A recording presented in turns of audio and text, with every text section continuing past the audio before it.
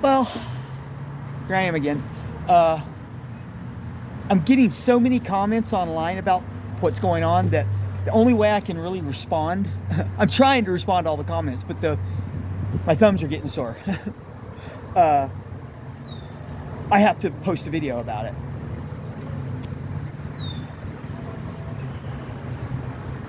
I get it, man. I'm a conspiracy theorist. Okay, I don't trust the powers that be. I definitely don't trust doctors. I don't trust big pharma. But they got me over a barrel here. I mean, I came to them. They didn't come to me. I had alarming symptoms. I hoped they would clear up on their own. I pushed it as far as I could stand it, which wasn't very far, maybe too long though. And I went into the hospital. They did a bunch of tests. They eliminated everything they could, X-ray, CT scan, bunch of blood tests, biopsy, and their conclusion was invasive adenocarcinoma of the lung. Man, you try to talk to the doctors about this, at least the ones I've talked to so far, and it's like they're cagey as fuck, man.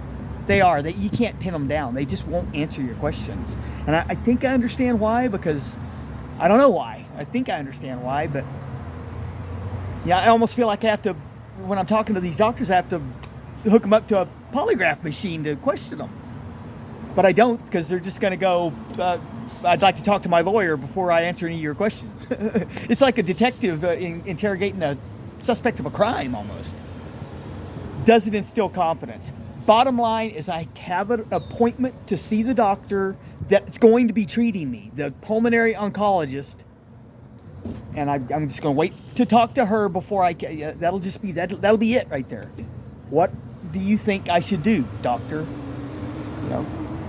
I'm pretty sure she's not going to give me any prognosis of outcomes, because they just won't do it. So I'm forced to go online and look at those, and it ain't promising. It's, if I don't do what they're telling me to do, if I don't get the accepted medical treatment, they say I have a 6% chance of being alive 12 months from now. That ain't very long. Even if I do what they tell me to do and accept their treatment, I only have a 64.9% chance of being alive 5 years from now. It's better than nothing. And at the same time, these articles I'm reading are cautioning, don't get too attached to these numbers, because everybody's different, all cancers are different, and not everybody's going to have these same outcomes. Oh God. And then I've got like some people commenting like, do what the doctors say, anything else is suicide. And then I've got even more people saying, don't trust the doctors. It's all these unconventional remedies they're suggesting. And I could get lost in the weeds, man. It's just, I've had a dozen different suggestions so far. Every one of them I've heard of. Every one of them. Of course I have. Latril, ivermectin, urine fasts, fasting, diet, keto diet. And then you start looking into those, and people are swearing by it, and then there's other ones going, you're crazy. It'll kill you. You're going to die if you don't do what the doctors say. I give up. You know what I'm doing? I just prayed to the Lord. He led me, I was like, oh man, I'm coughing up blood. I feel I'm feeling a little pain in my chest. Go to the doctor, Jeff. So I went. This is what the doctors have told me so far. I have to go to this specialist. It's going to be my doctor. All the doctors I've talked to so far were just the doctors on duty in the hospital. The inpatient, the doctor's on call. I'm going to a specialist on Thursday, 6 more days. And then I have a PET scan 27 days after that.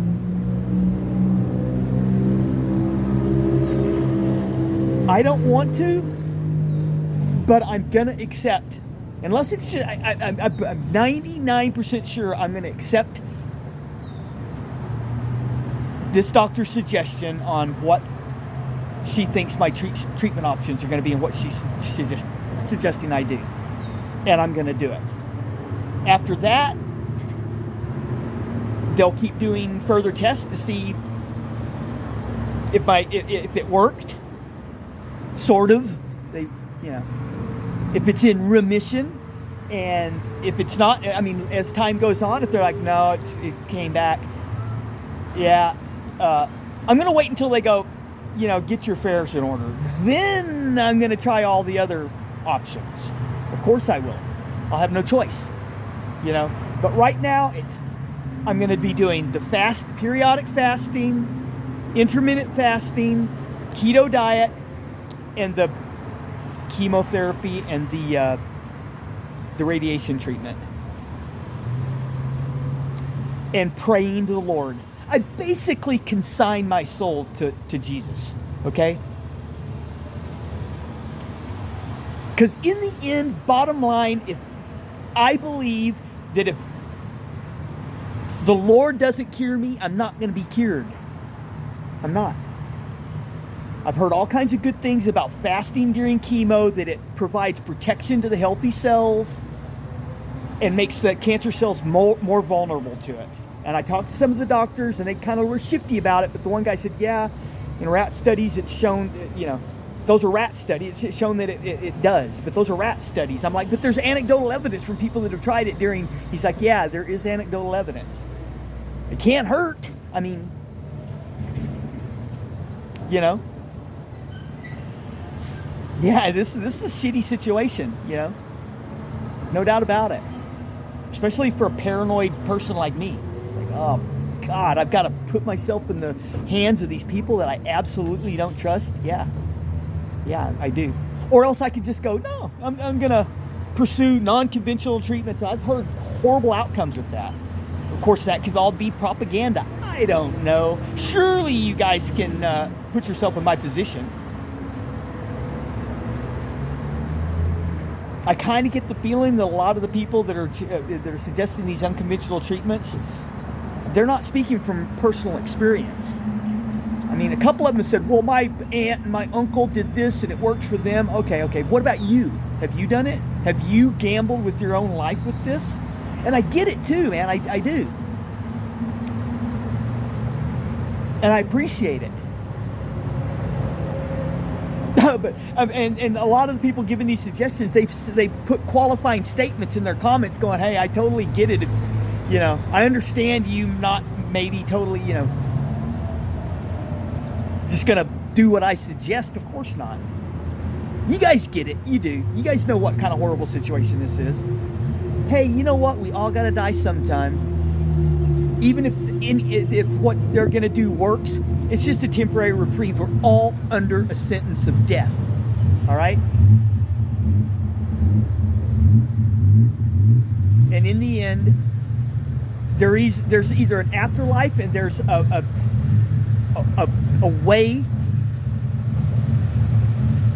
to ensure that it's the eternity you want, or it's not. And we just die, and it's a mechanistic universe, and we die and we're gone. But even that's not true, okay? Because the scientists are saying time and space are just a construct of our consciousness.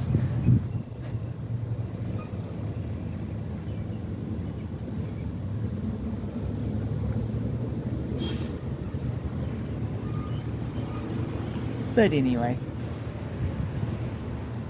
I appreciate everybody's comments. I can feel your prayers and your concern, I'm praying for you too. I'm concerned about you. I'm concerned about everybody at this point. This is what I needed. If whatever happens, this is what God planned for me. This is what He wanted. He probably looked at me and said, you need a shot across the bow. This is going to reinvigorate your determination to walk with me. Or else He thought that maybe I was going to stumble down the road, which is a very real possibility. And He's going to take me home. And, and knowing that the end is near and it's unavoidable will make me stick to Him like glue, and I'm going to heaven. Well, I'll talk to you guys later. Have a good day.